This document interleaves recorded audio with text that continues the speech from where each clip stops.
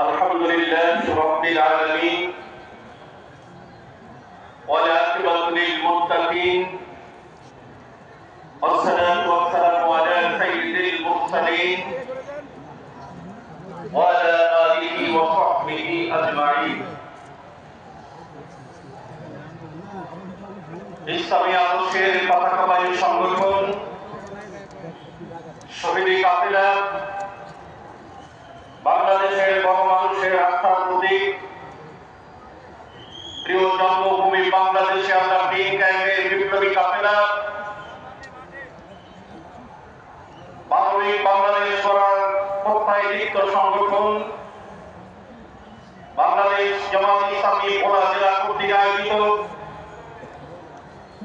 আজকের এই বিশাল কর্মী সম্মেলন সম্মেলনের সম্মানিত সভাপতি জনাব মাস্টার জাকির হুসাইন,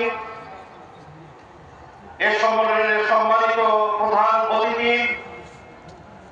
বিশেষ অতিথিবৃন্দ, আমন্ত্রিত অতিথিবৃন্দ, সাংবাদিক বন্ধুরা,